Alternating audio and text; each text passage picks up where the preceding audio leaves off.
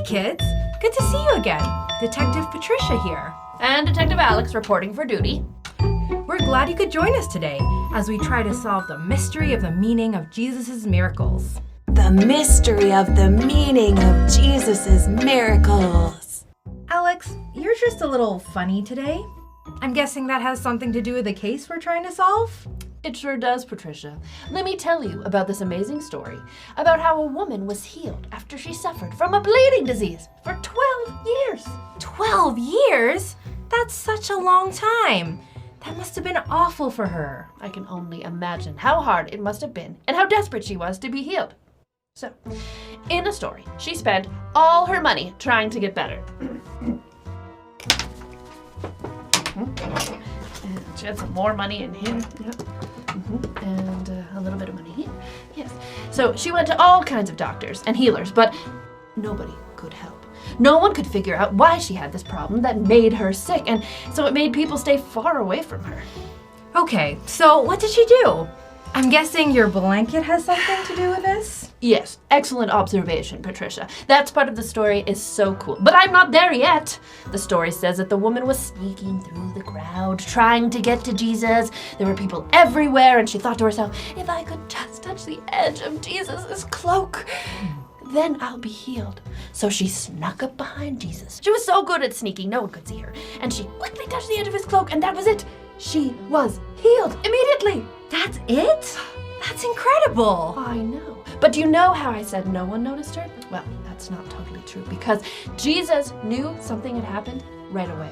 And even though he was surrounded by such a big crowd of people brushing against him, he turned and said, "Who touched me?" Oh man, that woman must have thought she was in trouble. That's pretty scary, to be called out in front of a huge crowd. That's right, and this is how the story goes. The story goes that the woman came forward, trembling in fear, and she admitted, it was me. And she told why she did it. Oh, I see, but what I can't get my head around is how touching Jesus' cloak could possibly have healed her. What's so special about a cloak? Well, let's look for clues in our briefcase to find out. Ha!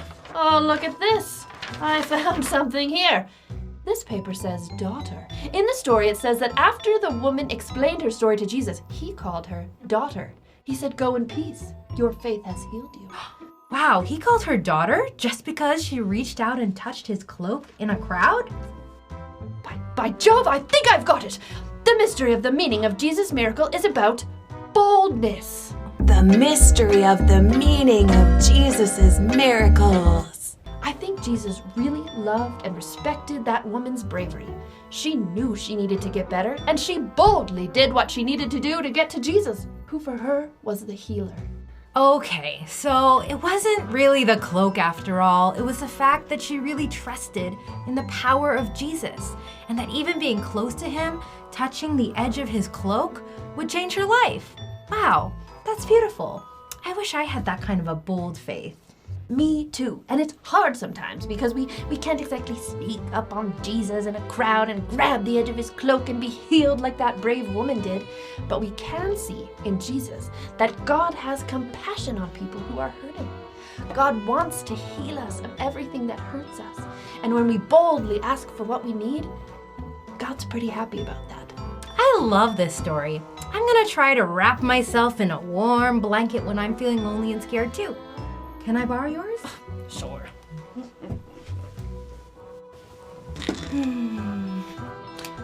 Hey, Patricia. What does a blanket detective do? I'm not sure. What? Goes undercover.